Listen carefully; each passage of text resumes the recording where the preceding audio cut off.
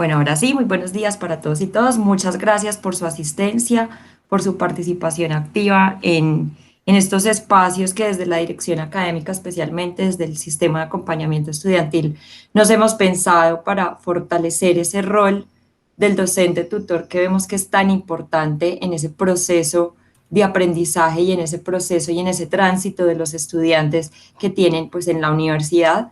El día de hoy les traemos una charla Diversidad en el aprendizaje. Esa charla está a cargo de una profesional de la dirección académica. Su nombre es Aura María Fajardo. Entonces, pues no siendo más, bienvenidos.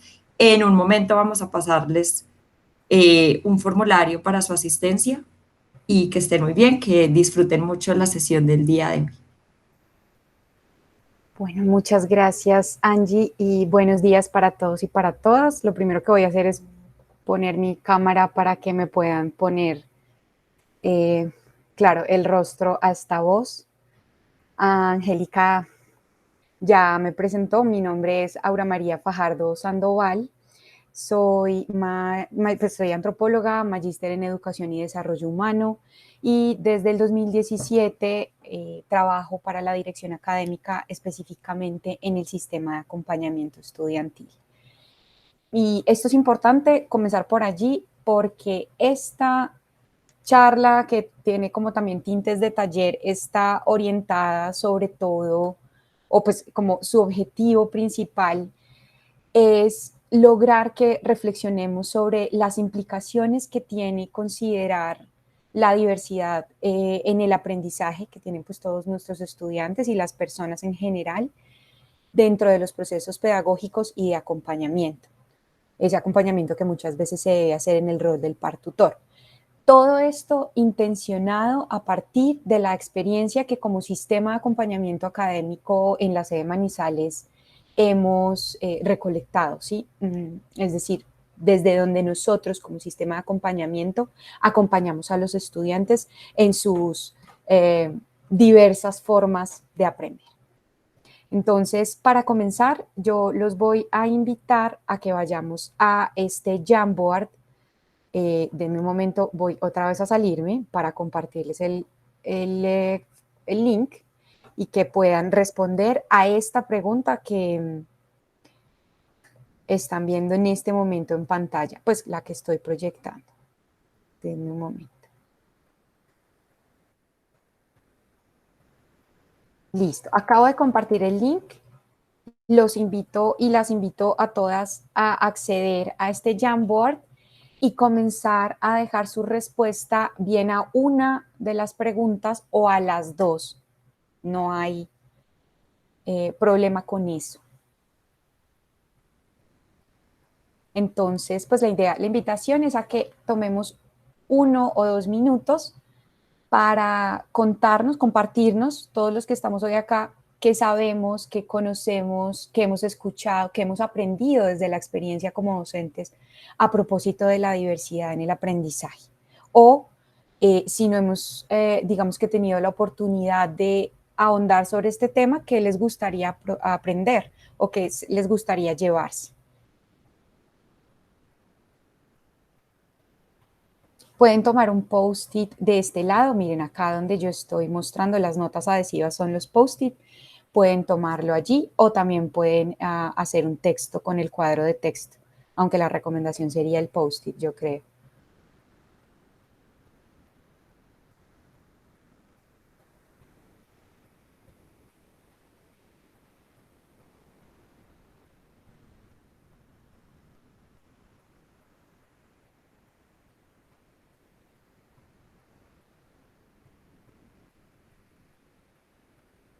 O si alguno o alguna quiere abrir micrófono y más bien contarnos y compartirnos también la respuesta a estas preguntas. Bueno, muchas gracias a quienes ya comienzan a responder.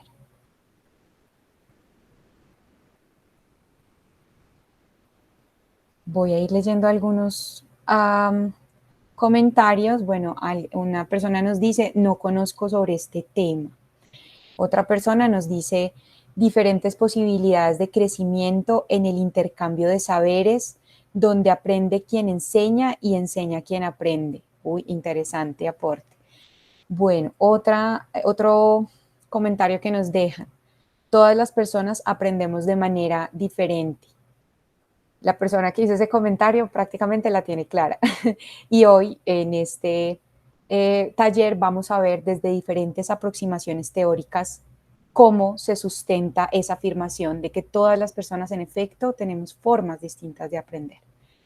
Otro comentario, la diversidad en el aprendizaje es algo que está inherente en todos los procesos de enseñanza-aprendizaje.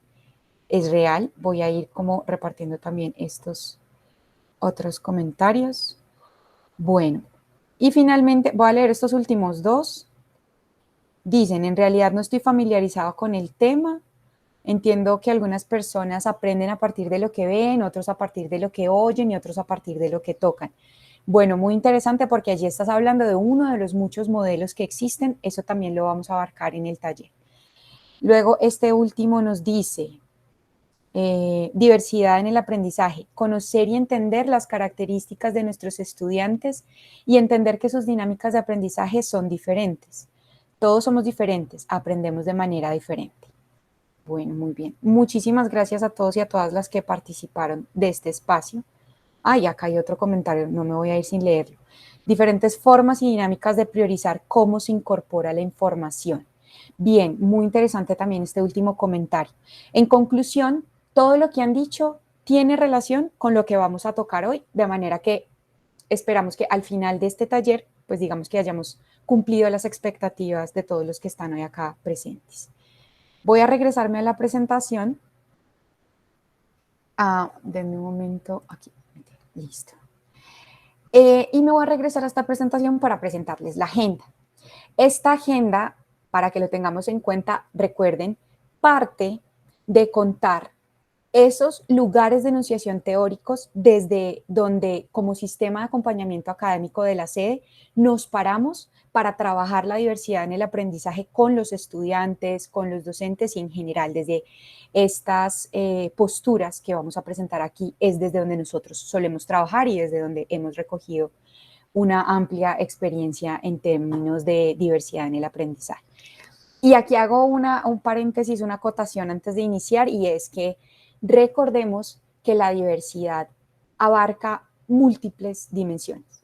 Y hoy solamente vamos a hablar de diversidad en el aprendizaje, porque nuestros estudiantes no solo son diversos en sus maneras de aprender, también hay diversidad cultural, hay diversidad de género, por poner como dos ejemplos muy sonados, muy comunes, pero así también somos diversos en el aprendizaje. Entonces, para intencionar esas reflexiones a las que queremos llegar, todos los que estamos hoy acá reunidos, o pues esa es la intención de esta charla, taller, vamos primero a mirar qué nos dicen las neurociencias desde, pues, cierto, desde su postura sobre el tema de la diversidad en el aprendizaje. Luego vamos a verlo también desde la teoría de aprendizaje, de pues, la propuesta constructivista sobre el aprendizaje, porque ellos, pues desde allí también hay elementos para conversar. En un tercer momento abarcaremos la estilística educativa, que desde allí es desde donde principalmente radica la amplia experiencia, perdón, que hemos recolectado. El gato está enfermo, entonces, bueno, está un poco acá, lo siento. La amplia experiencia que tenemos como sistema de acompañamiento académico viene de esta área, de la estilística educativa. Y finalmente llegaremos a este punto, al punto de las preguntas para reflexionar. Yo espero no extenderme mucho porque verdaderamente el interés con este taller es que en los 3 primeros momentos de la agenda obtengamos esa información que viene de la teoría, de quienes se dedican a investigar y a estudiar sobre el tema, ¿cierto? Para que luego tengamos elementos que nos permitan, en efecto, reflexionar a propósito de la diversidad en el aprendizaje. Si alguien tiene preguntas, yo invito a que Angie, Angélica, tú me apoyes como contándome si alguien por el chat nos habla o Claro que sí. listo. Dale. Y Hasta el si momento, nada. gracias, Angie. Y si alguien quiere abrir micrófono, también se vale, o levantar la manita. Bueno, entonces vamos a continuar. Vamos a hablar primero desde la postura de las neurociencias. Y en este punto vamos a hablar de 3 ideas principales, 4 podríamos decir, bueno, son tres en general, tres grandes ideas que nos aportan las neurociencias. Primera gran idea, el cerebro o nuestros cerebros están hechos, fueron creados, están condicionados genéticamente para aprender a lo largo de la vida. Entonces, aquí en este punto me voy a devolver un momento y les voy a mostrar lo que nos cuenta una de estas muchas investigadoras a propósito de la neuroplasticidad. Ella se llama María Laura de la Barrera, y en este TED solo voy a tomar como este pequeño fragmento de todo su TED. La información se las podemos compartir al que le interese como ver todo este video después, les podemos compartir los links, no se preocupen por ello. Entonces los invito a que prestemos atención sobre 2 minutos de lo que María Laura tiene para contarnos sobre la plasticidad cerebral.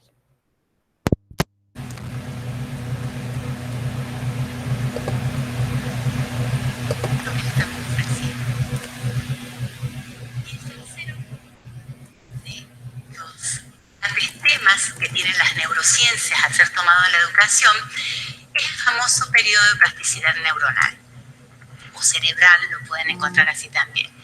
Y este concepto es más que esperanzador. Los que nos formamos hace años, nos formamos con una profesora diciendo neurona que se muere no puede volver a regenerarse, y eso es totalmente cierto. Lo que no sabíamos hace 20 años atrás era que como especie tenemos posibilidades de que nazcan nuevas neuronas, y pura y exclusivamente en un lugar que tiene mucho que ver con lo que son los aprendizajes y la memoria, como por ejemplo puede ser el hipocampo. Entonces, es como muy esperanzador y destierra aquello de que lo que no se aprende de chico no se aprende más, ¿sí? Hoy hablamos de educación en adultos mayores. Hablamos de gente, como recién se escuchaba, haciendo carreras universitarias por el motivo que sea a los 60 años. Sumamente valioso. Entonces, podemos pensar que el aprendizaje, que digamos el pensamiento modela, genera nuevos circuitos, da nuevos movimientos dentro de nuestro cerebro, ¿sí? Y las emociones. ¿Cuánto más las emociones? Las emociones han sido muy olvidadas durante un gran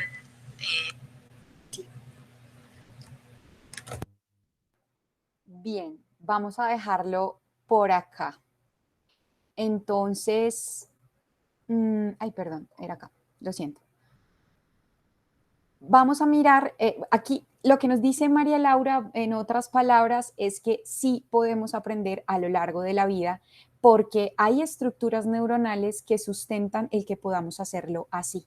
Nunca dejamos de aprender. Nuestros cerebros están, o lo que demuestran las últimas investigaciones en neurociencias, que dato curioso acá, nos enseñan, pues es decir, en los últimos años han tenido una posibilidad que antes en la historia de la humanidad no se tuvo, y es que ahora se puede estudiar el cerebro vivo, el cerebro de las personas como ustedes y como yo, a las que simplemente les conectan algunos cables y desde ahí pueden mirar o monitorear la actividad cerebral y desde ahí investigar para decirnos o para afirmar aspectos como el que nos dice María Laura de la Barrera.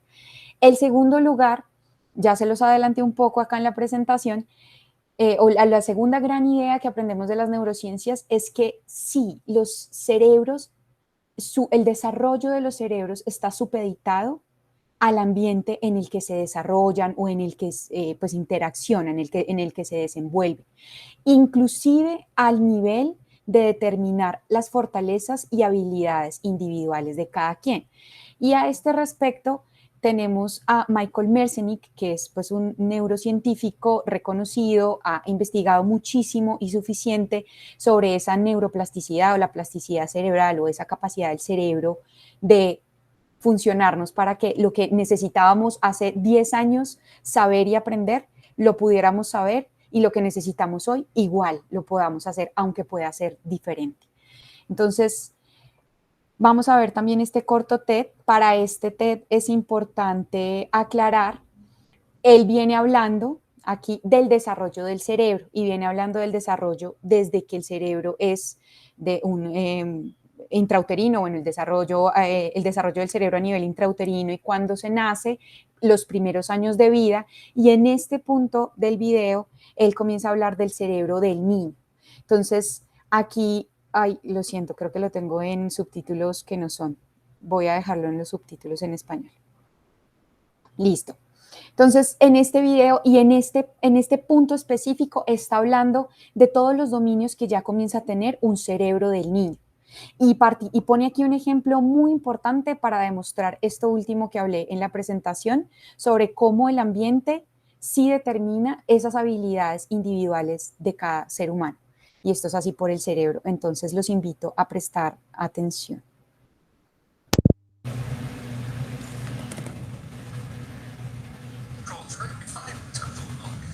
It actually has a growing repertoire of cognitive skills. This brain is very much a thinking machine. And by this stage, there's absolutely no question that this brain, it has a person on board. And in fact, at this age, it's substantially controlling its own self-development. And by this age, we've seen a remarkable evolution in its capacity to control movement. Now, movement is advanced to the point where it can actually control movement simultaneously in a complex sequence in complex ways, as would be required, for example, for playing a complicated game like soccer. Now, this boy can bounce a soccer ball in his head. And where this boy comes from, Sao Paulo, Brazil, about 40% of the boys of his age have this ability. You could go out into the community in Monterey, and you'd have difficulty finding a boy that has this ability. And if you did, he'd probably be from Sao Paulo. And that's all another way of saying that our individual skills and abilities are very much shaped by our environments. And that environment extends into our contemporary culture, the thing our brains is challenged with. Because what we've done in our personal evolutions is build up a large repertoire of specific skills and abilities that are specific to our own individual histories. And in fact, they result in a wonderful differentiation in humankind in a way that, in fact, no two of us are quite alike. Every one of us has a different set of acquired skills and abilities that all derive out of the plasticity, the adaptability of this really remarkable adaptive machine. In an adult brain, of course, it built up a large repertoire of mastered skills and abilities that can perform more or less automatically from memory. Rayos.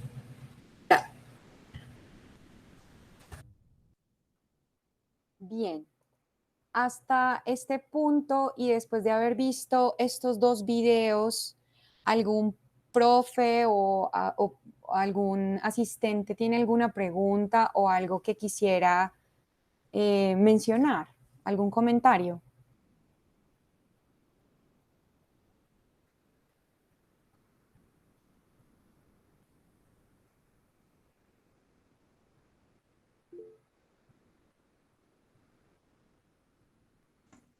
Auri por acá, por el chat del profe Diógenes, nos dice que no, que está bien. Listo. Bueno, muchas gracias, profe. Vamos a continuar. Tercera gran idea que nos aportan las investigaciones recientes sobre el cerebro, y es que en el aprendizaje están involucradas diferentes regiones. Y aquí un aspecto importante que debemos conocer sobre el funcionamiento del cerebro. A hoy se sabe que el cerebro funciona como un gran ecosistema en donde, si bien para cumplir cualquier tipo de función, todo el cerebro interviene, hay como una especie de dolientes o responsables, regiones dolientes o regiones responsables en donde digamos que se concentran más o menos unas funciones que otras, ¿no? Esto lo aprendemos bastante del CAST, que son quienes propusieron el diseño universal para el aprendizaje, que es una forma de llevar a cabo procesos de aprendizaje, de enseñanza y de aprendizaje, en la que tratamos de contener o de involucrar a todos y a todas independientemente de su forma de aprender. Bueno, ellos en el DUA o desde la propuesta del diseño universal para el aprendizaje y tomando como referencia las neurociencias precisamente, nos comparten pues que en ese proceso de aprendizaje hay distintas redes o distintas regiones, unas regiones que se encargan de aspectos afectivos, otras que se encargan de redes de reconocimiento o de, sí, como formas de procesamiento de la información, ¿sí? Cómo me gusta procesar la información a mí, me gusta recibirla, como decía ahorita un comentario, o yo soy más visual, o soy más de memoria fotográfica, o soy más de lectura, en fin, ¿sí? Cómo me gusta procesar la información, y las redes estratégicas, que son esas redes que nos permiten, por ejemplo, hacer un plan y llevarlo a cabo, o tomar alguna decisión, ¿no? Entonces, todo esto para decir que fíjense que todas estas redes lo que hacen de cara al aprendizaje es decirnos que hay diferentes maneras de, por un lado, acceder y procesar la información, por otro lado, de planificar, ejecutar y monitorear las tareas que hacemos, y en último lugar, y esta es como la tercera, cuarta idea que les decía, encontrar la motivación e implicación en el propio proceso de aprendizaje. ¿Por qué? Porque si hay algo también que está muy claro a hoy y que también nos lo enseñan las neurociencias, es que, contrario a lo que se creía, los procesos emocionales y los procesos cognitivos, o sea, los procesos de pensamiento y las emociones o los sentimientos, no son dos caras aparte o diferentes en el proceso de aprendizaje. De hecho, dice Antonio Damasio que los mismos canales por los que transitan o por los que digamos que pasan los procesos cognitivos, también pasan los procesos emocionales. Con esto decimos que sí, para aprender necesitamos estar emocionados o aprendemos emocionados, ¿sí? Y hay diferentes formas de encontrar lo que nos emociona al momento de aprender, ¿no? Y en ese sentido, ¿qué nos compromete o qué nos implica o qué nos involucra para querer llevar a cabo tareas de aprendizaje? Bueno, hasta este punto hemos hablado de 3 aportes que nos hacen las neurociencias y que nosotros desde el sistema de acompañamiento académico de la sede tenemos en cuenta. Vamos ahora a mirar qué nos dice el constructivismo. Esta parte la hemos traído porque, además de que es con lo que trabajamos en diferentes escenarios dentro del sistema de acompañamiento académico, como lo es la escuela de pares, por ejemplo, pero también aquí quiero hacer la mención, aunque no lo traiga en la presentación, el programa Una Lee con las propuestas de Paula Carlino tienen directa relación con estas aproximaciones o con lo que vamos a ver a continuación, que nos enseña el constructivismo a propósito de la diversidad en el aprendizaje. Entonces, palabras más, palabras menos, el constructivismo es esta teoría que habla de que el aprendizaje o que aprender en esencia se trata de construir significado. O sea, aprender es construir significado, ¿sí? ¿Eso qué quiere decir? Cogiendo un poco lo que ya vimos con las neurociencias, ¿sí? Y digamos que aportando lo que pedagogos, psicólogos y otros teóricos constructivistas aportaron a este modelo, nos dicen simplemente que el aprendizaje ocurre permanentemente en las personas, por lo que ya hemos visto con las neurociencias, ¿cierto? Pero también en sus medios de socialización, ¿sí? Desde esta teoría, exponentes como Lev Vygotsky toman amplia relevancia porque nos ayudan a entender que esa construcción de significado sí y solo sí puede pasar por cada persona. Entonces ahí es cuando viene esta teoría sociocultural que nos dice que el aprendizaje es es lo que pasa principalmente en lo que él llama la zona de desarrollo próximo. Es decir, él parte de decir que todos los seres humanos tenemos un nivel de desarrollo ya hecho, es decir, con nuestros conocimientos previos, los aprendizajes que a hoy tenemos, ¿cierto? Y todos tenemos la capacidad o el potencial de aprender nuevas cosas, que esa sería pues como la zona de desarrollo potencial, la tercera, la que está aquí, ¿cierto? Pero que para llegar de lo que sabemos a lo que queremos aprender, está esta zona de desarrollo próximo que, dicho en otras palabras, es donde se construye el significado y es donde la apuesta teórica de la alfabetización académica que propone Paula Carlino tiene sentido, porque ella pues, y aquí lo hablaremos ya más desde el programa Una Lee, pero esto es solo como para mostrarles que de veras hace parte de las apuestas teóricas desde donde nos paramos como sistema de acompañamiento académico, que dice Paula Carlino un poco como para cerrar aquí esta idea.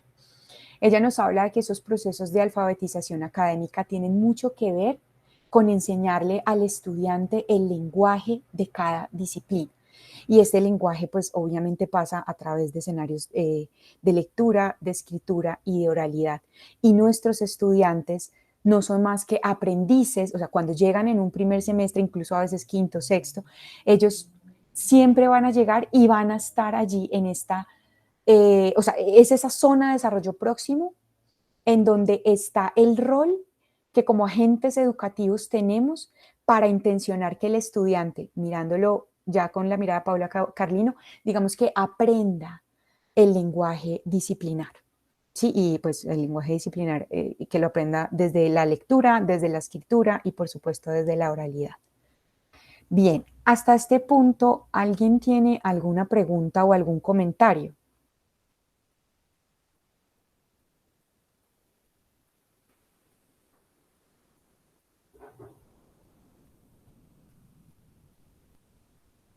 Bueno, voy a interpretar ese silencio como que no.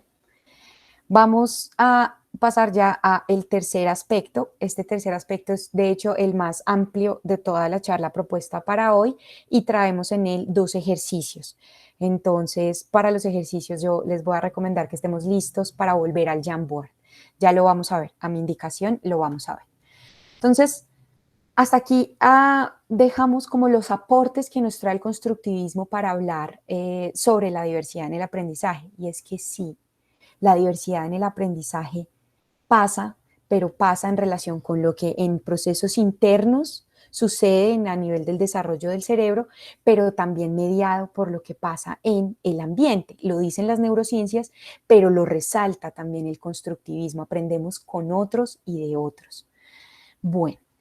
Entonces, el tercer aspecto es la estilística educativa. Esta apuesta teórica se nutre de disciplinas o de ciencias como la psicología, por supuesto, la pedagogía, entre otras. Digamos que, aunque es la tercera que menciono en este taller, históricamente hablando o en términos cronológicos, la estilística educativa fue por donde comenzamos. Esto, claro, entendiendo, recordemos lo que decíamos al principio con las neurociencias, que a hoy lo que sabemos sobre el desarrollo del cerebro no es lo mismo que se sabía hace un siglo, ¿sí? Y desde ahí voy a comenzar a hablar de la estilística educativa, porque de estilística educativa hay planteamientos desde 1920, con exponentes como el psicólogo Carl Jung. Entonces, vamos a mirar primero qué es lo que a grandes rasgos nos aporta la estilística educativa o desde 1920 hasta la fecha, qué es lo que en esencia nos dicen, que no es muy diferente de lo que ya por otro lado nos aportan las neurociencias y pues de alguna manera también el constructivismo. Entonces, lo primero que nos dicen, y que esto también ya nos lo dijo Michael en el TED, ¿cierto? Es que cada individuo tiene fortalezas e intereses particulares. Pero lo segundo que nos dicen, y que también digamos que las neurociencias lo confirman, es que en el proceso de aprendizaje intervienen diferentes factores. Y esos diferentes factores es lo que en otras palabras podríamos decir los modelos sobre estilos de aprendizaje o sobre las maneras en las que nos acercamos al aprendizaje, pues las maneras particulares de acercarse al aprendizaje, ¿cierto? Y que desde allí se plantearon pues diferentes modelos. Aquí les voy a mostrar como un poco un ejercicio muy juicioso que hicieron 3 exponentes de nuestra sede, entre esos el profe Pantoja, y es que ellos se dedicaron pues en el 2013 a hacer como un recuento de todos los modelos de estilos de aprendizaje que habían para tratar de establecer algunas relaciones referidas, claro, a las propuestas teóricas. Entonces, un poco para ubicarnos en este esquema, fíjense que comenzamos a hablar de estilos de aprendizaje con Carl Jung en 1923. Claro que en ese entonces la propuesta o la apuesta de Carl Jung era que el aprendizaje estaba directamente relacionado con la personalidad de las personas. Y bueno, desde allí hizo sus planteamientos. Y bueno, aquí van a ver algunos representantes que ya iremos viendo en lo que sigue de este taller. No quiero insistir en ello en este momento porque quisiera invitarlos a hacer a aprender de esto un poco desde la práctica, ¿no? Recordándonos, como nos lo dicen Correa y demás, no existe una sola y única manera de aprender. Entonces vamos para el Jamboard a hacer el ejercicio 1. El ejercicio 1 tiene que ver con el modelo de Richman y Gracia que pues Correa y compañía lo ponen en el esquema acá donde lo estoy señalando con el cursor. Vamos entonces al Jamboard y allí les diré qué es lo que hay que hacer. Nos vamos a parar en la página 2, en el segundo tablero. ¿Y qué debemos hacer? Básicamente debemos leer cada una de las frases, o bueno, estos ya son párrafos casi, ¿cierto?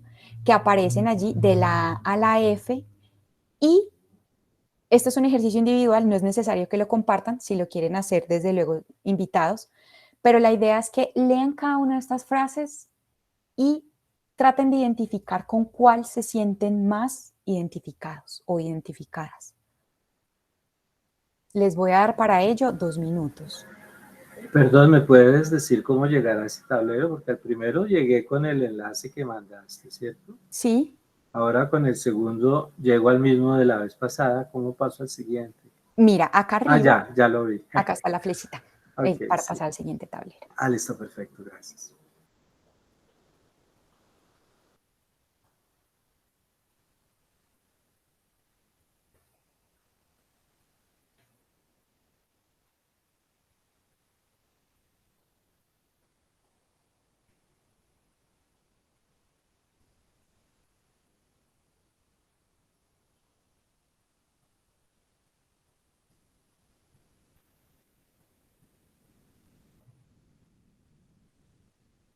Entonces, recordemos estar leyendo para identificar con cuál de esas frases nos sentimos más identificados.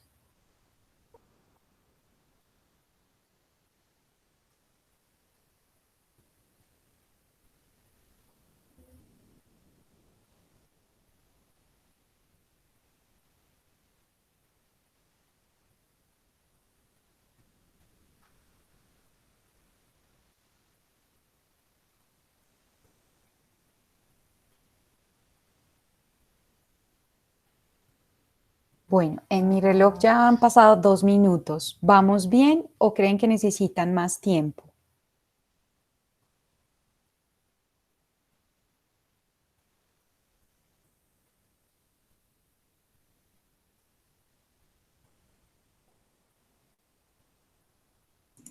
Ahora nos están pidiendo 1 minuto más. Listo, 1 minuto más.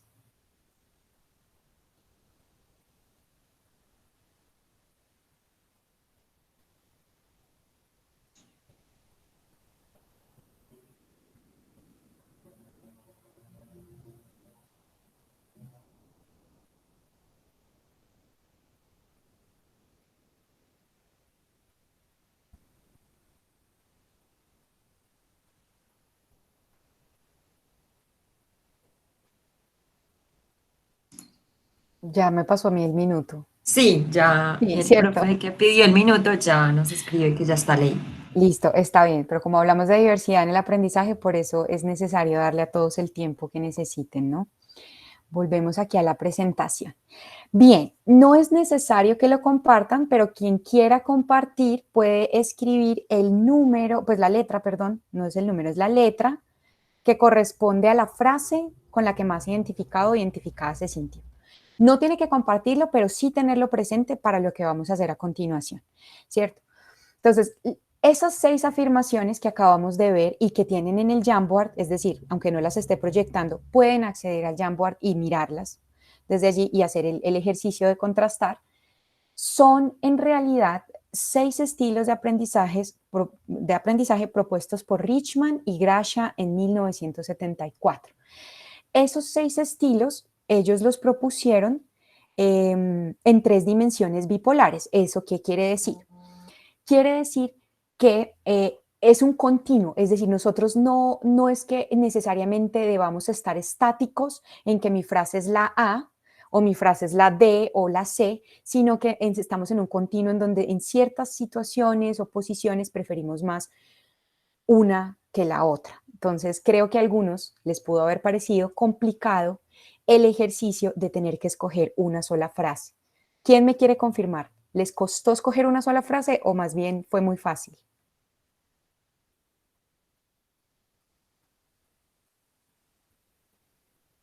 Sí, es difícil porque uno puede sentir que se identifica con aspectos de las distintas, de los distintos enfoques que hay allí.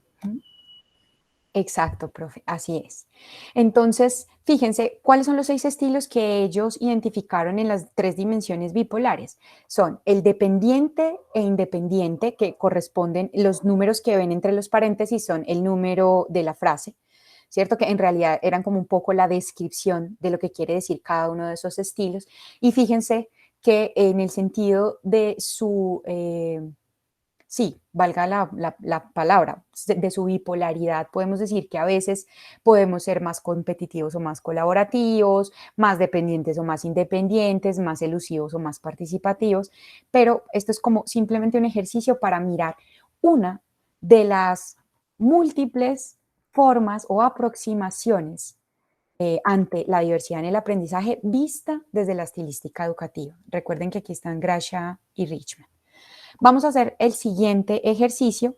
También nos vamos a remitir al Jamboard para hacerlo.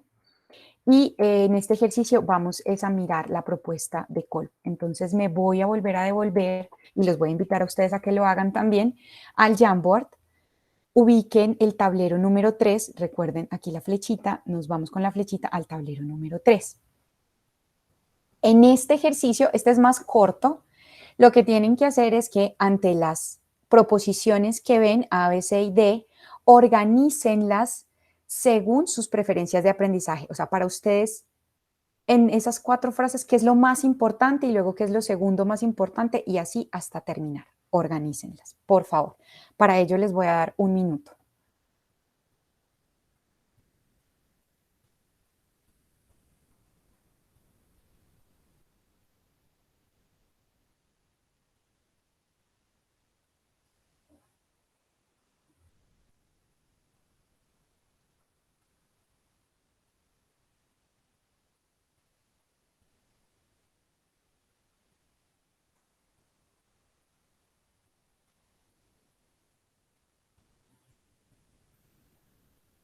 Bueno, creo que el minuto ya está pasando. ¿Me confirman si alguien todavía necesita más tiempo, por favor, o si ya podemos continuar?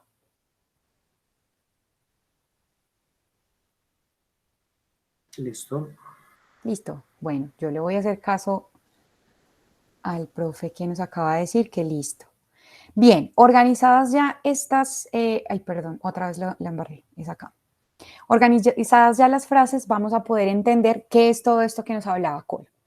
Kolb es uno de los que podríamos decir, por lo menos a nivel de sistema de acompañamiento académico, ay, perdón, me devolví mucho, que es uno de nuestros referentes cuando se trata de entender la diversidad en el aprendizaje desde la estilística educativa. Fíjense que Kolb se inscribe o digamos que comienza a hablar de su teoría de estilos de aprendizaje en el 71, en 1971. Él no parte, digamos que su punto de partida son las propuestas de Jung, pero a diferencia de Jung, mientras Jung hablaba más del aprendizaje relacionándolo directamente con la personalidad o con este tipo de aspectos, Kolb hablaba más desde el aprendizaje, o sea, Kolb consideraba que el aprendizaje es una actividad por sobre todo experiencial. Y desde allí él decía, bueno, desde la experiencia o pensándonos desde el aprendizaje experiencial, hay 4 clases diferentes de habilidades. Esas 4 clases diferentes de habilidades son el A, B, C y D que vieron en el Jamboard del ejercicio 2 y que se las voy a poner aquí en particular. Entonces, la A hace referencia a lo que Kolb llamó la habilidad de la experiencia concreta. La B, la observación reflexiva. La C, la conceptualización abstracta. Y la D, la experimentación activa, que es un poco como decir que cuando se trata de aprendizaje, cuando se trata de aprendizaje, ¿hacia dónde vamos primero? ¿O hacia directamente vivenciar la experiencia y allí me involucro? ¿O más bien soy un observador, si me gusta más observar y aprender observando? ¿O soy más bien alguien que prefiere ir directo a conceptualizar esto? ¿Cuál es el sentido, no? ¿Cuál es la lógica, el concepto detrás de? O por el contrario, hay personas que aprenden haciendo, ¿no? Que es lo que podríamos llamar experimentación activa. Partiendo de esas 4 habilidades que él consideraba claves en el proceso de aprendizaje, entonces de allí sacó su teoría en donde planteó 4 modelos de aprendizaje. Si resulta que mi tendencia va más hacia las afirmaciones relacionadas con la experiencia concreta y la observación reflexiva, se supone que mi estilo de aprendizaje es divergente, ¿sí? Si por el contrario, digamos que lo mío tiende más hacia la observación reflexiva y la conceptualización abstracta, soy más asimilador. Luego, si es más hacia la experimentación activa y la conceptualización abstracta convergente.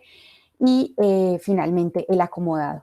Voy a explicar cortamente o como algunos detalles como para darle un poquito más de forma a esto que acabo de decir de acomodador, convergente, ¿cierto? Porque desde ahí, y volviendo al constructivismo, puede que en este momento esas palabras no tengan mucho significado para varios de ustedes, ¿no? Entonces, ¿qué es lo que quiere decir Kolb cuando habla de un estilo de aprendizaje divergente?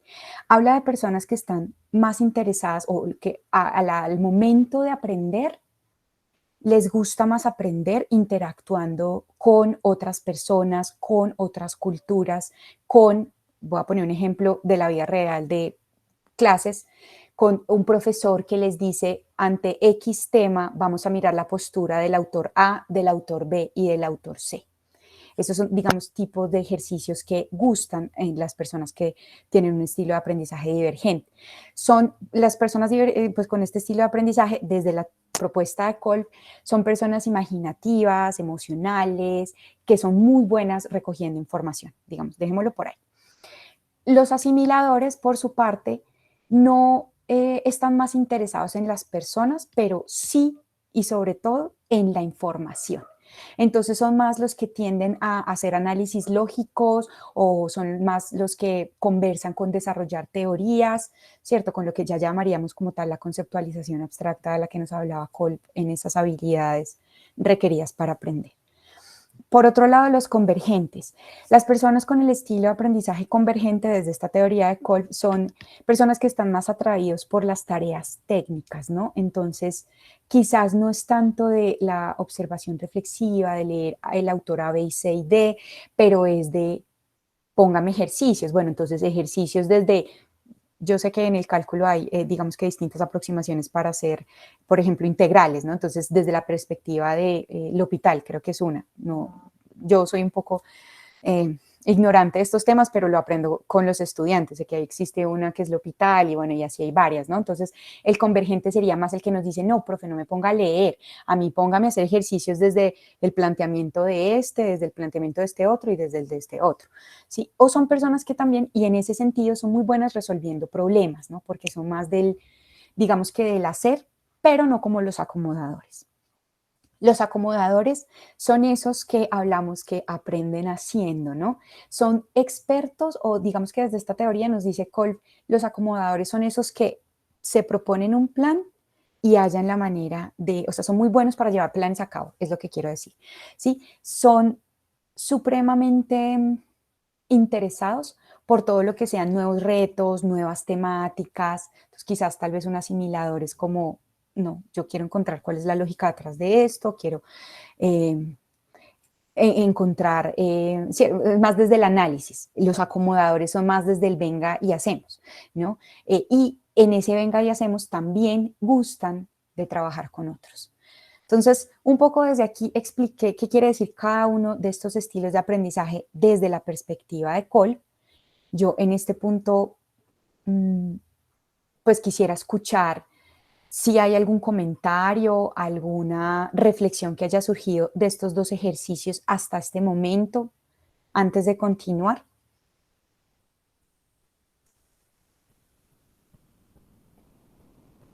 Perdón, Aura. Pues es que me parece muy importante, como todo el desarrollo, el planteamiento, digamos que entendiendo ese ejercicio de aprendizaje como una construcción de significado en la educación, ¿sí? Nosotros estaríamos trabajando de forma colaborativa con el estudiante en una construcción de sentido de proyecto de vida. Se va enlazando todo esto, ¿no es cierto? Sí. Y en ese sentido me parece muy importante como ese reconocimiento de con qué llega la gente, esos presaberes, porque nos están mostrando desde estas distintas teorías cómo lo que se aprende y se asimila de lo que es entregado, ¿sí? O compartido y experimentado en el aula, está conjugándose con lo que trae previo el estudiante, o sea, y es entusiasmarse o emocionarse con la educación, es un detonante, ¿no es cierto? O sea, ahí hay un paquete de información que nosotros tenemos, pero cómo transita eso en ese cerebro de acuerdo a las expectativas, me parece súper importante. Estoy ahí como simplemente absorbiendo la información, pero quería resaltar pues que el silencio no es que no nos interese, yo pienso que estamos ahí como acomodando cosas. Gracias. Está bien. Igual, profe, muchas gracias por el comentario. Igual, sepan que si ustedes lo requieren así, lo desean, nosotros podemos compartir esta diapositiva que por supuesto al final con las referencias allí están los videos de YouTube que mostré, bueno, de YouTube y de TED que mostré más antes, están varias de las, bueno, si quieren ahorita que lleguemos a las referencias les muestro para que desde allí, si ustedes quieren, les compartimos todo este material que nos sobra y pues también insistir o recordarles que el sistema de acompañamiento académico, y si bien lo que nosotros hacemos está más y principalmente enfocado en los estudiantes, sepan que para nosotros desde hace varios años es un interés, o desde siempre creo, es un interés trabajar con los profes, pero particularmente trabajar estos temas pedagógicos. Entonces, todo esto para decir que la invitación está abierta a que si queremos trabajar en colaboración, si quieren aprender más del tema, si sienten que este tema es lo suficientemente importante como para querer ahondar más y querer llevar una guía sobre, en el Centro de Acompañamiento Académico, en el Sistema de Acompañamiento Académico, particularmente en el Centro de Acompañamiento Estudiantil de la Nubia, allá en el bloque Z, en el piso 2, allá nos encontrarán o bueno, por los correos, que creo que olvidé poner el correo, pero mis compañeras me pueden ayudar poniendo el correo del CAE, porfa, Angie, que es el correo desde el que les enviamos invitaciones como la de esta charla, como la charla de hace 15 días con Diana Farías, en fin. Bueno, voy a continuar ya esta parte y aquí ya voy cerrando como tal lo que es la parte teórica para que pasemos a nuestro cuarto punto, que es como el más nutritivo de todo este ejercicio. Solamente quiero pasar como cerrando contándoles que si se dan cuenta en este mundo de la estilística educativa, ¿cierto? Que es tan grande, hay personas que así como en su momento lo hicieron el profe Pantoja con Laura Correa y olvido el nombre de la tercera persona, que ellos intentaron hacer como una especie de clasificación o de organización de todos esos modelos que existen desde donde se habla de los estilos de aprendizaje, pero quizás uno de esos modelos de organización de todos estos temas, digamos que el más importante o el más conocido, el que más se habla, el que más nos funciona a quienes nos movemos en este medio, es el propuesto por Curry. Curry fue una mujer, ahora no, Lynn Curry, es su nombre.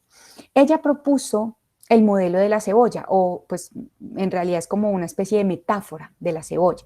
Porque ¿qué tiene una cebolla? La cebolla tiene capas y hay unas capas que están más profundas, ¿cierto? Y hay otras capas que son como más externas.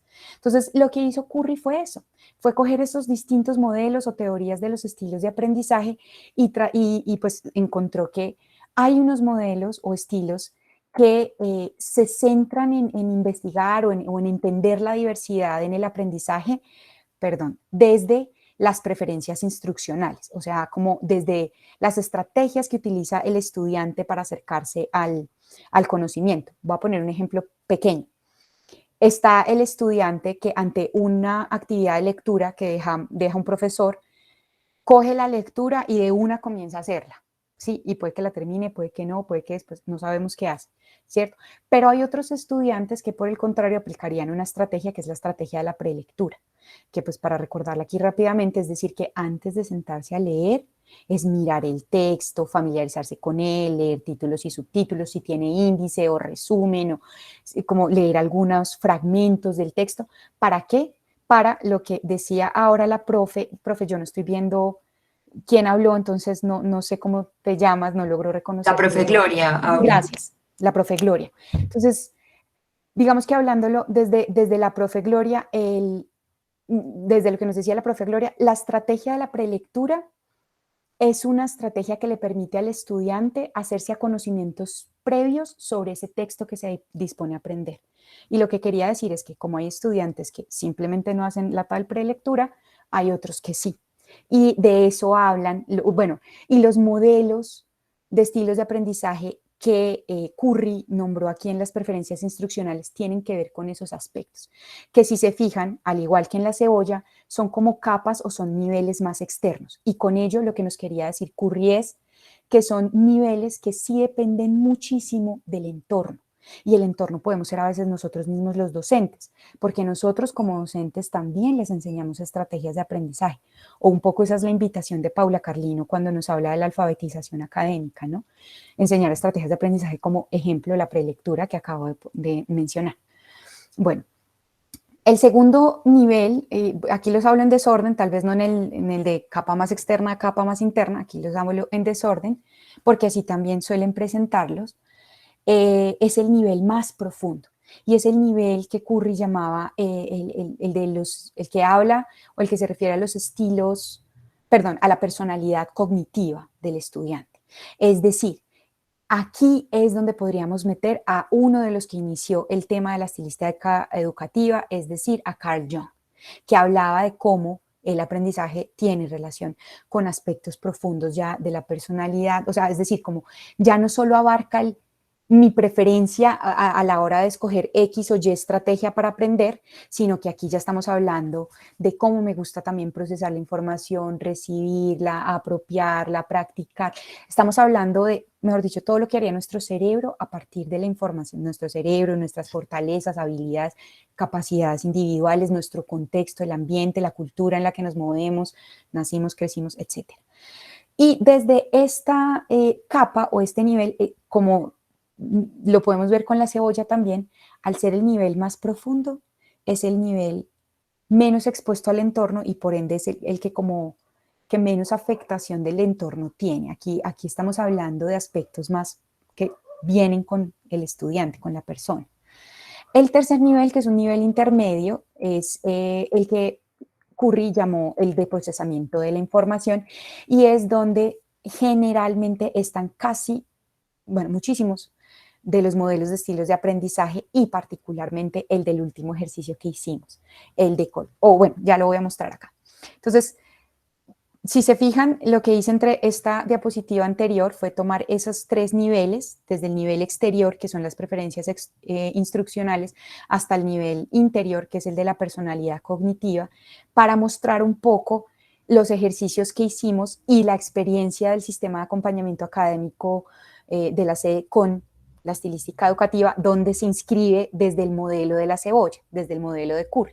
Entonces, el ejercicio 1 que hicimos habla, que es decir, que es el modelo que nos plantearon Richman y Gracia, pues Lynn Curry lo clasifica dentro del nivel de las preferencias instruccionales, ¿sí? Por lo que les decía, a veces uno puede ser más competitivo, pero a veces uno puede ser más colaborativo. A veces uno puede decidir ser más elusivo que participativo. Es decir, si ven, esto es muy dependiendo del entorno, ¿sí? Del aula de clase, del profesor, de la asignatura, de los factores del entorno. El de Kolb, el ejercicio que hicimos ahorita, el ejercicio 2, que era con el modelo de Kolb, se inscribe en el procesamiento de la información. Y ahora ven que allí aparecen otros dos nombres, uno, el CHAEA y otro que es Witkin.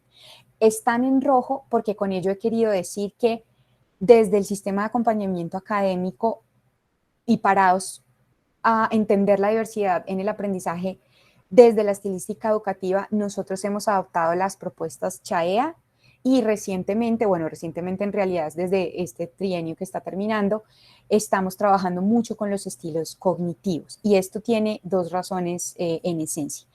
La primera de ellas es porque conforme las neurociencias avanzan en las investigaciones y nos revelan muchos más aspectos sobre el cerebro,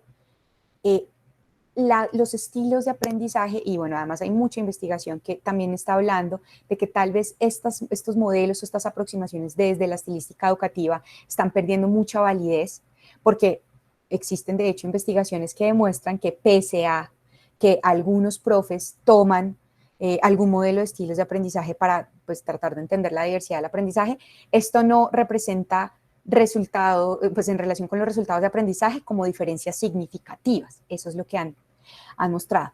No obstante, no hay que echarlos en saco roto y por eso hemos hecho como este taller hablando del tema, porque de alguna manera sí nos van a ayudar a nosotros a algo y es a diagnosticar o a entender en ese mar de 20, 15 o N cantidad de estudiantes o personitas que tenemos enfrente, cuáles podrían ser sus preferencias, por ejemplo, al procesar la información, que ya les voy a mostrar la experiencia nuestra con el CHAE. Todo esto para decir que Witkin, que estudia el tema, pero él se fue hablando desde el principio, desde 1941, de estilos cognitivos y que él plantea lo que se llama dependencia o independencia de campo. Entonces aquí ya no se habla de 6 estilos de aprendizaje como nos decían Richman y Grasha o 4 como nos lo proponía Kolff, sino que aquí hablamos de 2 estilos. Estos estilos cognitivos, como lo muestra Curry, tienen que ver ya con aspectos más profundos de la persona, ¿sí? Menos susceptibles del entorno. ¿Sí? Y los estilos cognitivos que hablan desde la dependencia o independencia de campo es algo que estamos trabajando ahora. Tiene, digamos que, mucho más respaldo científico en la actualidad, ¿sí? En relación con, por ejemplo, el CHAEA, Kolff, etcétera. Pero no queremos no queríamos dejar pasar el que sepan todo esto que se habla, porque entendiendo que si ustedes quieren aprender del tema, pues bueno, también es bueno aprenderlo sabiendo las críticas que hay ¿sí? Y también las experiencias que tenemos. Todo esto para decir, nosotros en el sistema de acompañamiento académico, en un servicio que ofrecemos que se llama FOCAT, que traduce o que quiere decir fortalecimiento de competencias académicas, utilizamos el CHAEA, que el CHAEA es un modelo de estilos de aprendizaje que se basa en el modelo de Kolff. Por eso pareciera que es similar, por lo menos esas habilidades de las que nos hablaba Kolff, ¿cierto? Entonces, para devolvernos un poquito estas, experiencia concreta, observación reflexiva, conceptualización abstracta. Luego de pasar por un par de autores, llegó a Alonso y compañía, Alonso, Honey, en fin, y ellos proponen este programa. No somos los únicos que los utilizamos. También el Grupo de Investigación en Ambientes Inteligentes Adaptativos, Gaia, utiliza el CHAEA. CHAEA significa Cuestionario Honey Alonso de Estilos de Aprendizaje. Honey y Alonso propusieron este modelo, pues que es el que les acabo de mostrar, en donde hablan de estilo activo, reflexivo, teórico y pragmático, y lo que ven allí, las palabras debajo de cada uno de los estilos que ven allí son como las características principales que ellos determinaron para cada uno de estos estilos. Entonces, esto es como para decir, sí, sabemos que la estilística educativa, en la medida en la que las neurociencias tienden a revelar más información y, bueno, y otras investigaciones tienden a revelar que no necesariamente son tan efectivos, por lo menos sí, para entender la diversidad en el aprendizaje son importantes. Eso es lo que queremos decir, ¿no? Entonces, bueno, pasamos entonces al punto más importante de todo, que son las preguntas para reflexionar, ¿sí? Estas preguntas las hacemos más desde una tónica de, como dice bien el verbo allí en la presentación, reflexionar, que nos pensemos, que nos ayuden a, en palabras de Lev Vygotsky, transitar de esa zona de desarrollo en donde estábamos, nuestros conocimientos previos, a la zona de desarrollo potencial, ¿no? Entonces, y aquí las preguntas vendrían siendo como este espacio intermedio en donde viene el facilitador que para el día de hoy pues está encarnado en mí, ¿cierto? Para pasar a esta zona de desarrollo potencial. Primera pregunta con la que abro este espacio. No todos tenemos que participar, pero sí es importante que las tengamos ahí. estamos brindando o brindamos a todos los estudiantes oportunidades para demostrar sus fortalezas, sus habilidades, sus particularidades o su diversidad en el aprendizaje. Y pues como para amenizar también, por si quieren ir, digamos que construyendo más reflexiones al respecto, vamos con la segunda de una vez. O por el contrario, forzamos a los estudiantes a recibir el mismo proceso de aprendizaje para todos.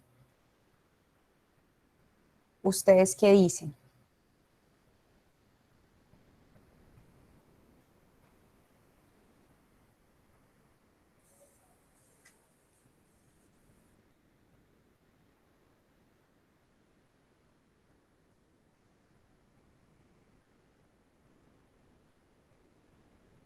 Ahora, yo quisiera poner algo, digamos, sobre la mesa. Yo trabajo en el Seminario de Investigación en Arquitectura y hemos participado pues en el proceso en algunos semestres con el programa de LEA. Una ley. Lea. Ah, bueno, sí, Lea. que lea. Lectura y escritura académica. A mí me gusta investigar, a mí me gusta la escritura, pero yo soy consciente de que no todo el mundo disfruta de eso. Entonces, a veces se plantea, digamos, que los estudiantes puedan construir esas narrativas de otra manera. Y lo hemos hecho más que en el seminario, que hay que dar como unas bases generales de investigación para el protocolo, para elaborar el protocolo de trabajo de grado. Sí, en trabajos de grado que hemos abierto esa posibilidad para que el estudiante, digamos, construya un video. Ellos son súper hábiles en eso, ¿sí? Entonces, en algún momento establecíamos esa discusión con un profesor porque él me decía, de todas maneras, un artículo científico es un artículo científico y ese va a tener esa estructura siempre, ¿sí? Pero a mí eso me preocupa porque yo veo, claro, uno quisiera que ellos escribieran mejor, qué tal, pero es como desde mi saber, o sea, yo quiero que ellos escriban mejor porque siento que se puede aportar a refinar una manera de consignar unas ideas. Pero ¿qué pasa eso? Si eso ha mutado y si esa construcción que ellos hacen la pueden expresar, no sé, a partir de una historia gráfica, ¿sí? Un video, un montaje sonoro, o sea, yo veo otras habilidades, me preocupa porque siento que nosotros analizamos solo desde el déficit, es que ya no leen, Exacto. es que no escriben, es que, y yo digo, leen todo el tiempo, de otra manera otras cosas, pues no van a, de pronto no les interesa leerse algo que yo me leí a esa edad, pero entonces siento que nos quedamos como en un sello de evaluación y en una matriz, ¿no es cierto? Una rúbrica que no aplica, no sé. ¿Qué opinan los compañeros?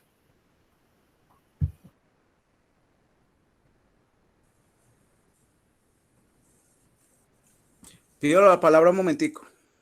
Profe, adelante. Quiero decir varias cosas. Una, cuando yo entré a la Nacional, el profesor Diego Villada de la Universidad de Caldas nos dio un cursito, una charla sobre cuando eso estaban de moda las benditas competencias. Y hicimos un ejercicio que nunca supimos si quedó bueno o malo, porque hablábamos de competencias argumentativas, propositivas y yo no sé qué. Nos pusieron a hacer un ejercicio y nunca nos dijeron si lo que propusimos entre los profesores de estadísticas y nuestras competencias eran argumentativas, propositivas, eso se quedó ahí. Pero gracias a eso, yo había leído unos libros sobre el cerebro y el profesor Diego Villada empezó sus charlas hablando del cerebro. Ya que a eso me he leído unos 20 libros del cerebro más o menos. Y bueno, me preocupa es que he leído, pero para mí, yo no he podido aplicar eso con mis estudiantes. Aquí hacen una pregunta y dice, ¿forzamos a los estudiantes a recibir el mismo proceso de aprendizaje? Sí.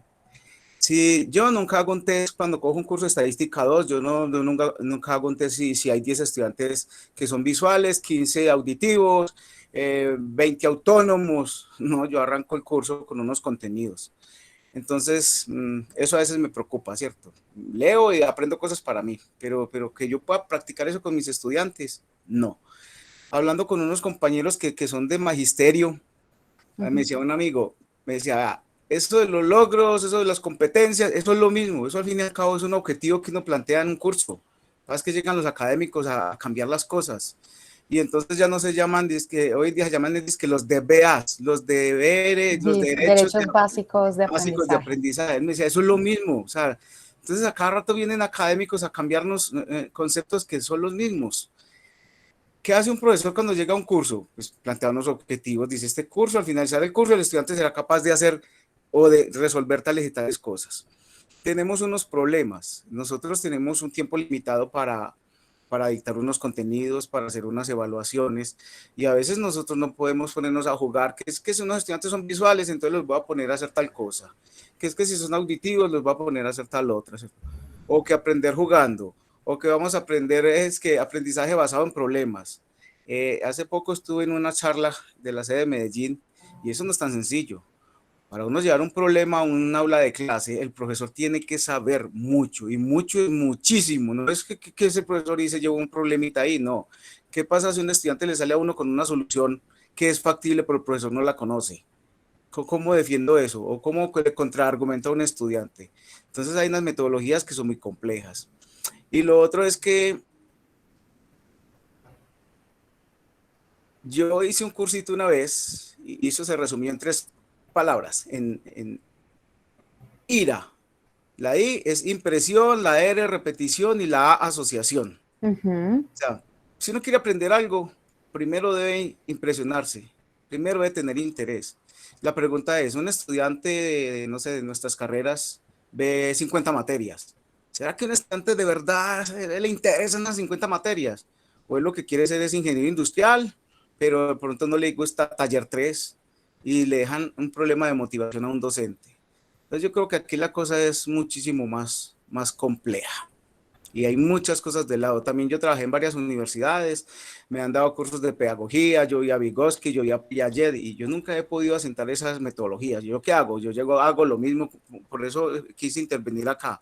¿Será que estamos haciendo lo mismo? Sí, yo estoy haciendo lo mismo. Yo llego y cojo un curso de estadística 2, y vieron esto en estadística 1, sí, antes yo sigo derecho con mis pruebas de hipótesis, yo no me pongo a razonar si Vygotsky, si Piaget, cómo enseñaría esto. Entonces, no sé, ¿cuándo vamos a aterrizar todo esto? Gracias. Bueno, de pronto algún otro profe quiere, yo creo que por ahí escuché, Angie, tú me dices. Sí, profe Sandra Viviana, buenos días. Adelante. Buenos días a todos. Bueno, primero pido disculpas porque he tenido dificultades con la red, pero ya estoy acá. Comparto lo que dice el profesor Diógenes y quisiera también comentar algo más. No solo la dificultad frente a esas metodologías con las que nosotros nos encontramos para compartirlas con los estudiantes, sino que también desde mi experiencia, y sé que también muchos de ustedes nos encontramos con estudiantes que vienen desde diferentes lugares. Esto quiere decir que hay otras formas de razonar, de compartir, de socializar, hay otras formas en la cultura, ¿cierto?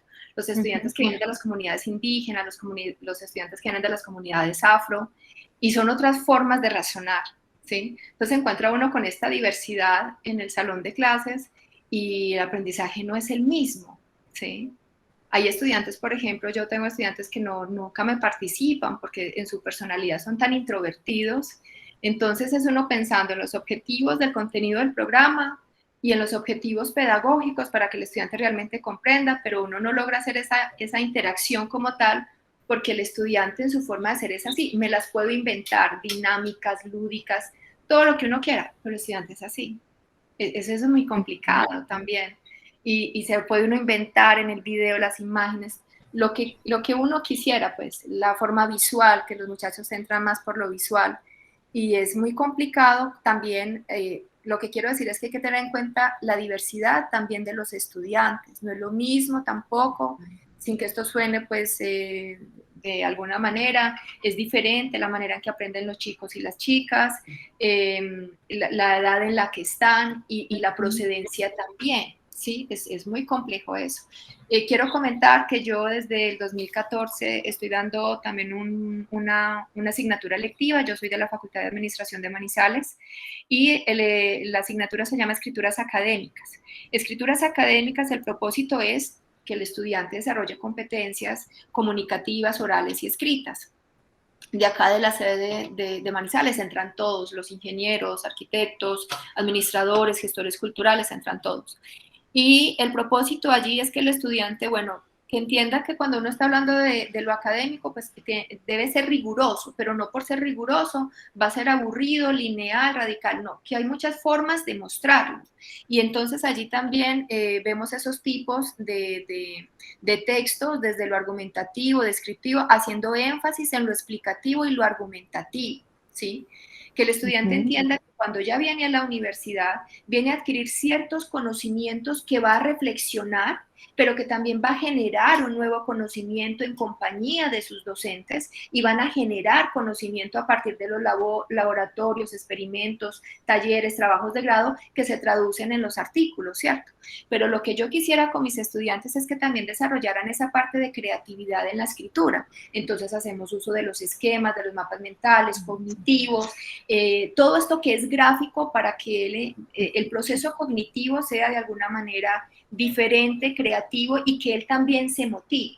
Se hacen también ejercicios para que ellos desarrollen esas otras habilidades. Yo me encuentro con estudiantes que hacen poesía, que hacen música, que hacen cuentos.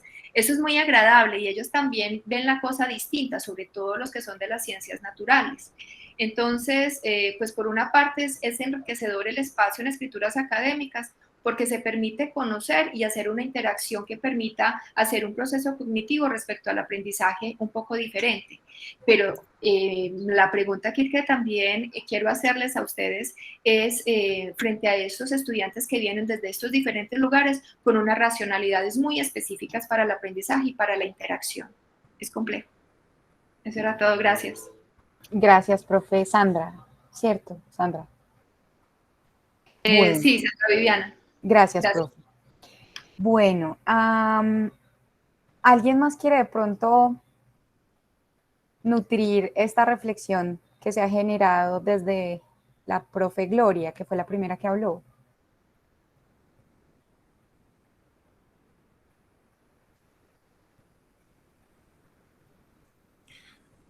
Me gustaría adicionar una cosita que me faltó.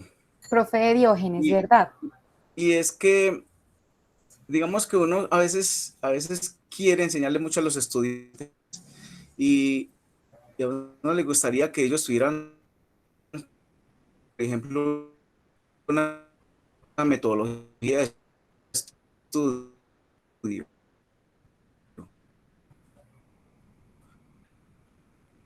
Creo que el profe tiene mala señal, yo no le estoy escuchando. Sí, se dañó la señal, profesor. No le entendemos. Tal vez se quita la cámara. Básico para estudiar, a veces es un...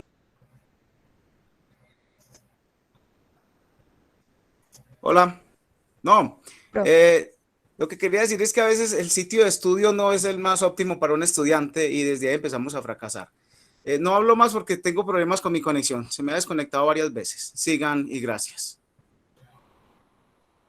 ¿Qué falla con estos problemas de conexión? Porque las reflexiones que han intencionado los tres profes que han hablado son bien interesantes. No sé si de pronto algún otro profe quiera participar de estas reflexiones o tenga algo por decir.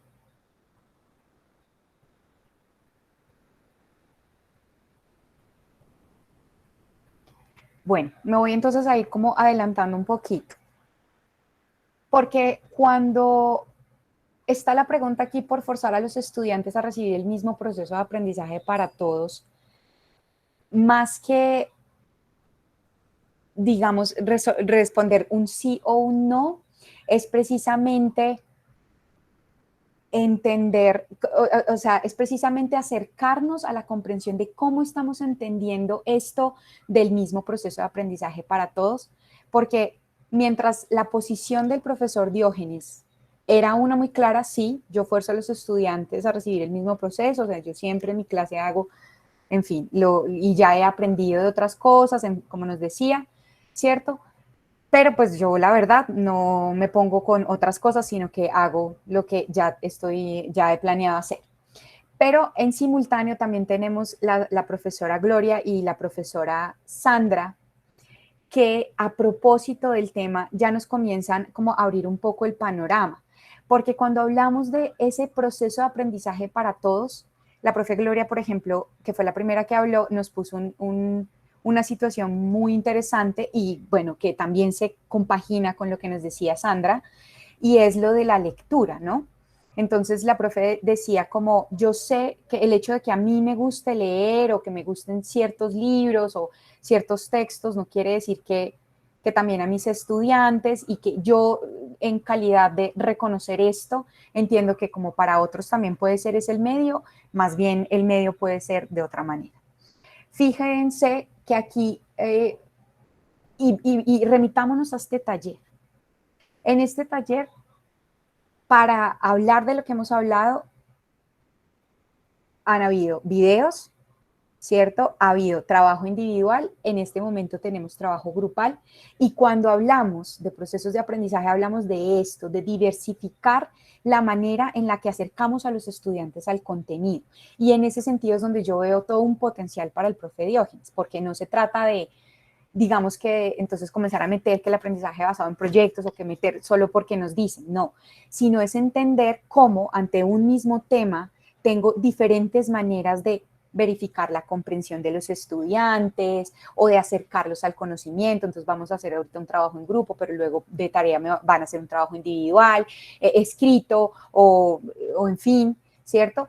Eso por un lado. Y por otro lado, lo que quiero también decir, bueno, es decir, como para cerrar ahí la idea, miren que tenemos tres personas con tres profesores, con tres perspectivas diferentes, pero que en cada uno de ellos yo sigo viendo este tema de la diversidad en el aprendizaje clara, y es el preguntarnos por, sí, de qué otras maneras este mismo conocimiento, este mismo contenido, y en los 4 o 3 o 16 semanas o el tiempo que sea, puedo propiciar o puedo intencionar. Y de eso es como un poco, digamos que la pregunta por el forzar a los estudiantes a recibir el mismo proceso de aprendizaje para todos va para allá. Y en ese mismo sentido, la primera, la de brindar a los estudiantes oportunidades para demostrar sus fortalezas, y ahí me voy a referir a lo último que hablaba la profe Sandra.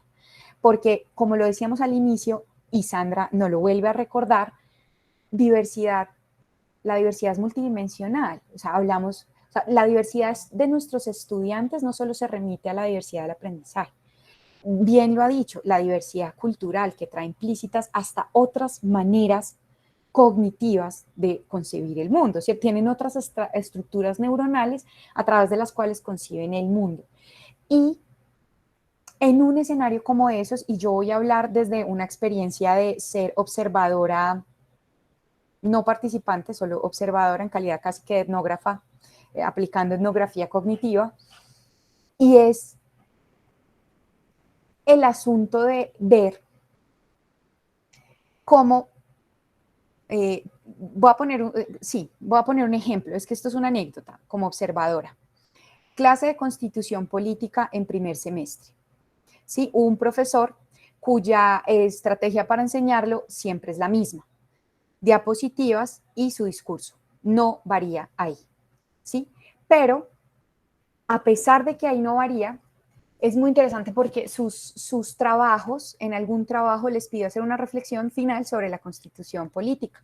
Y en esa reflexión final, como hubo unas personas que lo hicieron con el típico ensayo, porque sus habilidades son así, digamos que por lo menos hablo de uno de estos estudiantes que entregó ese ensayo, manizaleño, toda su vida estudió en el Colseñora, en fin, ¿cierto? Pero también había un estudiante que venía de Tumaco, o era de Nariño en todo caso. Este chico hizo una intervención, yo no sé si esto era exactamente poesía, performance, no conozco muy bien los términos adecuados, pero hizo una intervención que no fue un ensayo, pero en donde el profesor pudo ver que en efecto sí había pasado, que tanto el manizaleño que entregó un ensayo como aquel que hizo su intervención o su performance, bueno, él hizo como como un rap, una poesía, en fin, llegó al mismo punto con los chicos y fue hacerlos, digamos que preguntarse por la Constitución en su contexto y en un ejercicio particular de aprendizaje que tenía él. Entonces, esto que acabo de decir es un ejemplo de cómo brindar diferentes oportunidades a los estudiantes para demostrar la fortaleza. Y bueno, para los que preguntan, listo, pero muy bonito tu ejemplo, pero ¿y yo cómo lo hago en mi vida real? No tenemos todas las respuestas, por supuesto, yo no me las sé todas, en la dirección todos no las sabemos todas, pero la experiencia nos ha enseñado que sí, que en efecto variar, o sea, como diferentes formas de mostrar la información y diferentes formas de recolectar lo que apropian los estudiantes se puede lograr desde una rúbrica. Sí, porque en la rúbrica ustedes no necesariamente tienen que poner que el ensayo lo hace con tal, sino que pueden preguntar por esa actividad de aprendizaje, o sea, como por ese resultado de aprendizaje que quieren ver en él, y entonces ahí es donde vendría lo que decía el profe Diógenes, de ver las competencias, ¿no? La competencia del estudiante. ¿Me argumenta o no me argumenta? Y yo, para que me argumente o no me argumente, y eso lo tengo en mi rúbrica, ¿cierto? Entonces la argumentación, no importa el formato bajo el que me lo presente el estudiante, lo que importa es que yo pueda identificar que la competencia argumentativa está en el trabajo, en el ejercicio, en la actividad que me presenta el estudiante. Bueno, voy a parar ahí. Voy a ir a las siguientes 2 preguntas para la reflexión, como para ir ya, digamos que cerrando. Estas 2 preguntas nos dicen, y que tiene que ver con lo que venimos hablando. ¿Es posible crear escenarios de aprendizaje donde estudiantes con diferentes fortalezas trabajen juntos y puedan aprender unos de otros? Ahora, la última pregunta ya va un poco más enfocada al tema que nos convoca con esta serie de formaciones, y es el docente tutor. Y es, bueno, ¿para qué en mi rol de docente tutor o de docente tutora me sirve reconocer o tener en cuenta la diversidad en el aprendizaje? Entonces, micrófonos abiertos para ustedes, profes.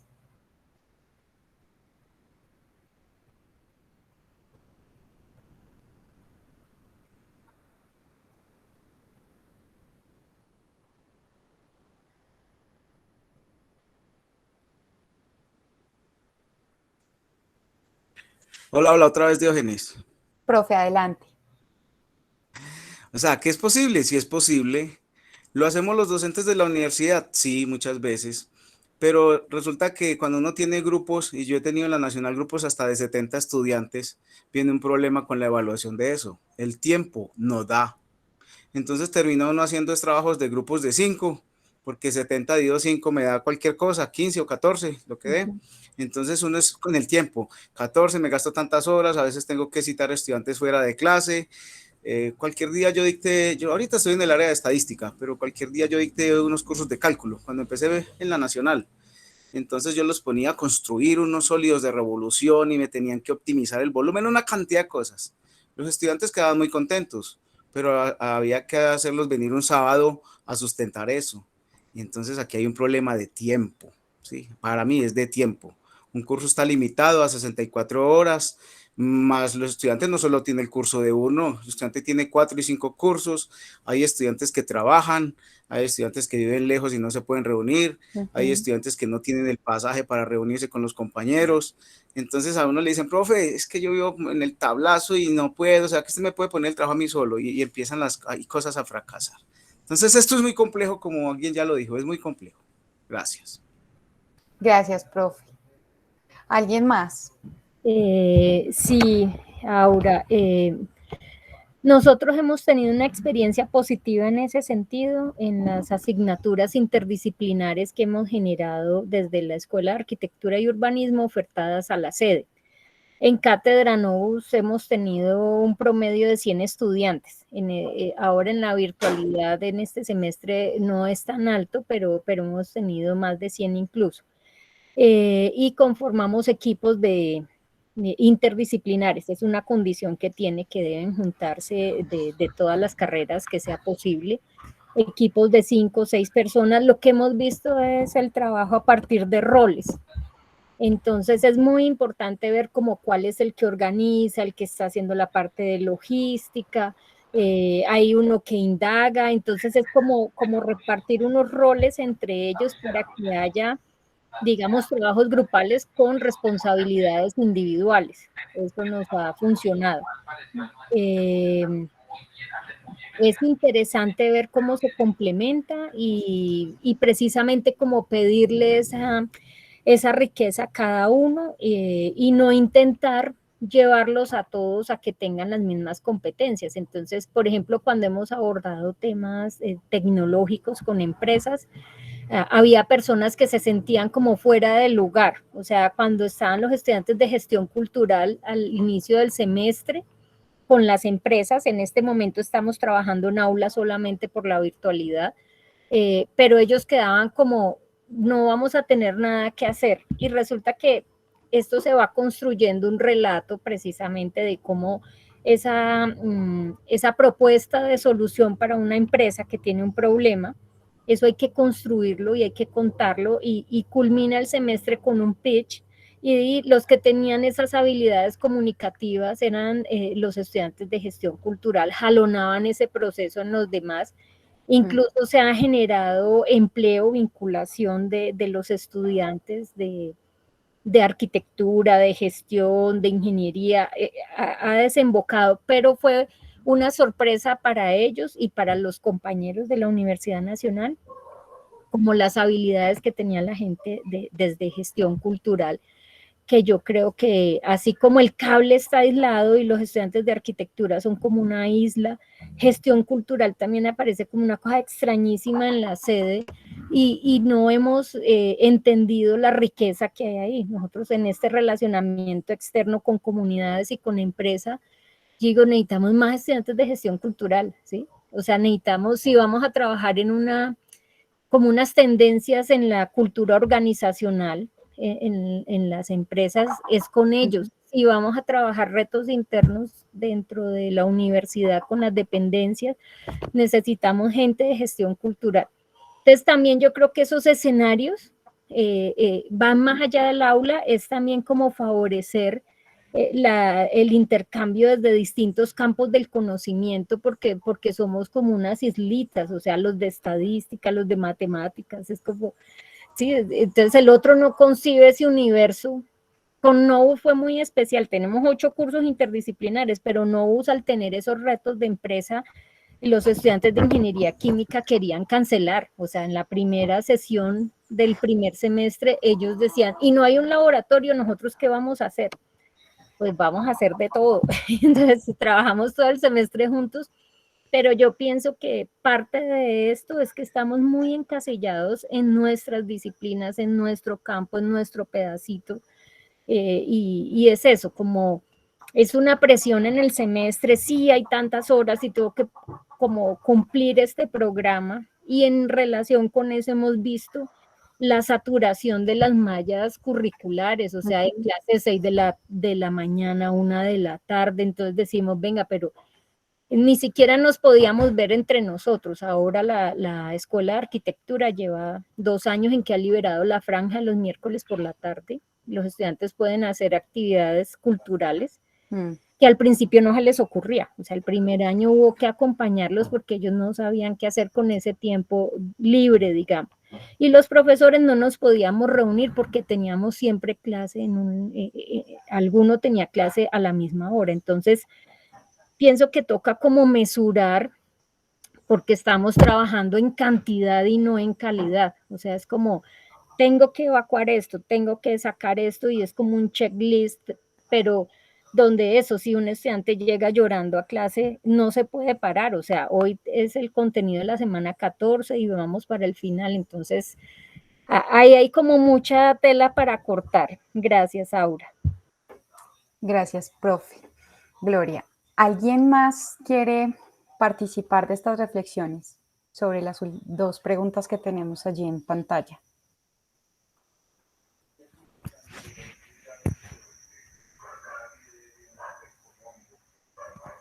Bueno, como para responder ahí a la profe Gloria con algo que has mencionado, o escuchando hablar a la profe Gloria, miren que hay una discusión muy fuerte que, bueno, por lo menos nosotros a nivel de profesionales que mantenemos allí en la dirección académica desde nuestras diferentes labores y funciones, pero cuando nos ponemos a reflexionar y, claro, asistimos a escenarios académicos en educación superior y, bueno, en fin, tenemos la oportunidad de escuchar al que ahora es el vicerrector, perdón, el profe Neil, bueno, en fin, cuando tenemos como estas oportunidades para reflexionar, como dependencia sobre sobre a qué va todo esto de la educación superior, para dónde la deberíamos dirigir, hacia dónde se van los debates, van hacia algo que mencionó la profe Gloria, y es el trabajo colaborativo. Y fíjense, y con esto quiero como solo participar de la reflexión, como hilarla por el lado que nos decía la profe Gloria en relación con esta primera pregunta, y es que si ustedes se dan cuenta, uno de nuestros peros, o bueno, los que por lo menos a nivel personal yo escuchaba en la dirección académica, es este asunto de que la universidad, sí, claro, tenemos los proyectos de extensión y aquí hay que destacar que tenemos proyectos muy poderosos y que digamos que muchos yo sé de arquitectura, desconozco, pero también sé que hacen otros ejercicios desde otros departamentos, que hay proyectos de extensión muy poderosos, pero en realidad, o por lo menos cuando se pensaba el proyecto de inversión del trienio anterior en la dirección académica, sí estaba esa pregunta por cómo hacer que universidad y empresas, universidad y prácticamente como universidad y el resto de Colombia tengan como una relación, porque a veces pareciéramos, hablando de las islas que mencionaba por allí la profe, como islas, es como está la academia y el resto de la sociedad.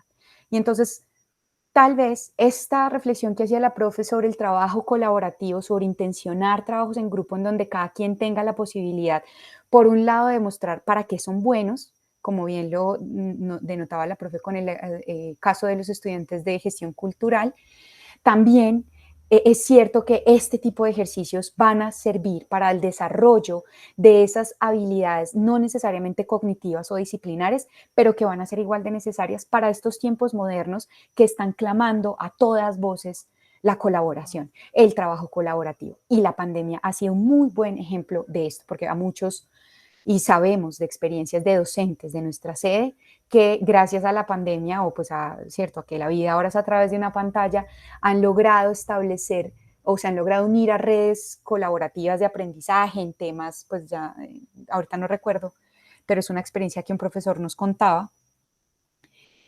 Y todo esto para decir, sí, el trabajo colaborativo es a donde deberíamos llevarnos, porque hemos visto la necesidad como academia a la hora de conectarnos pues con empresas, con el resto de la sociedad, pero también lo hemos visto en que igual van a salir, van a ser profesionales y si no saben trabajar colaborativamente, entonces digamos que puede que flaqueando una habilidad que podría bien aprovecharse en estos escenarios de educación superior.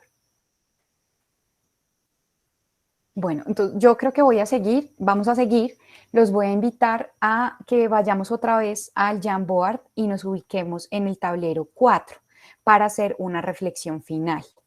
Con esta reflexión vamos a hacer como el cierre como tal de este taller. Entonces, la invitación es a que en este Jamboard dejemos con una notica adhesiva, un post-it de estos, una reflexión o un aprendizaje que se lleven a partir, pues, como de todo lo que hemos conversado y tocado hoy en esta charla, taller.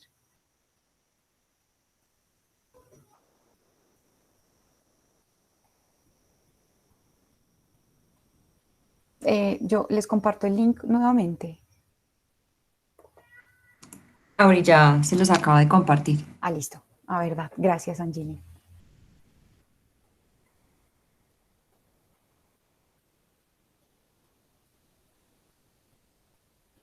Bueno, en lo que van dejando allí sus reflexiones, yo para ir cerrando el espacio, pues lo primero que quiero decir es que en nombre de todo el equipo que represento hoy acá, porque pues estoy solita, pero no soy solo yo la que habla de esto y reflexiona a propósito.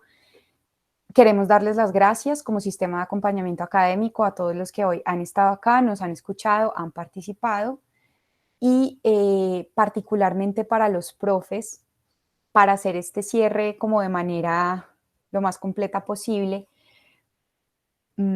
voy a hacer explícito algo implícito que ha pasado a lo largo del taller y por lo cual es tan importante que pase esta reflexión a la que los estoy invitando en este momento.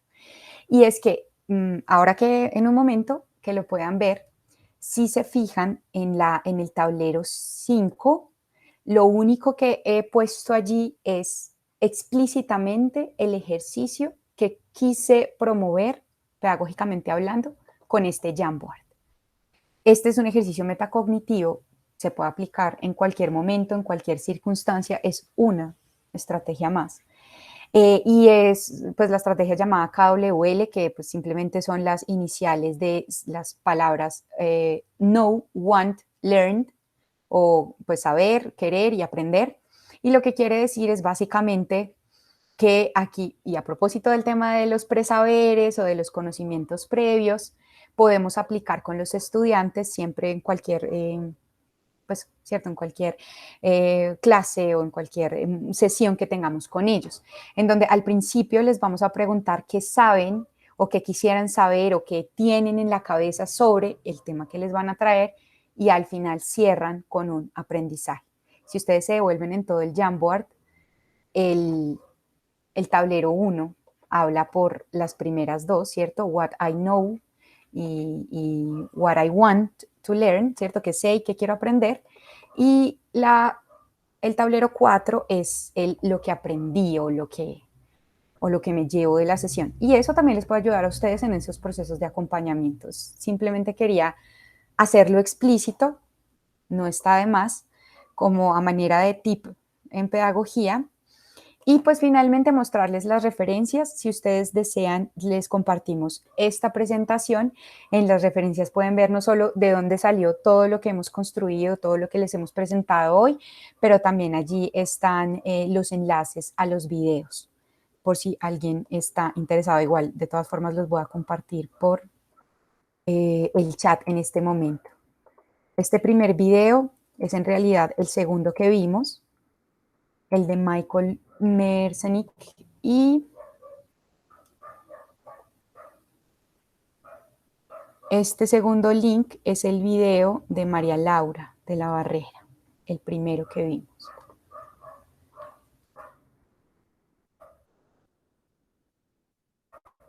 Listo, profes. Entonces para cerrar, ya voy a leer como un poco estos comentarios que hay acá, y nos dice: la pertinencia de compartir, construir herramientas prácticas para trabajar en la diversidad de aprendizaje. La articulación de la diversidad de aprendizajes con el sentido de impacto social permite potencializar las fortalezas de cada integrante alrededor de una de las principales motivaciones en el ser humano. En el ser humano, dejar su huella en el mundo. Como docentes deberíamos estar más pendientes de las diferentes formas de aprendizaje de nuestros estudiantes para intentar mejorar el proceso de enseñanza-aprendizaje, y podría ser importante un taller de técnicas etnográficas para registrar experiencias en el aula. Bueno, gracias a quien nos hace esta propuesta. Por supuesto es completamente viable, lo podemos hacer si hay mucha resonancia, y pues por supuesto muchas gracias a todos y a todas los que hoy nos escucharon.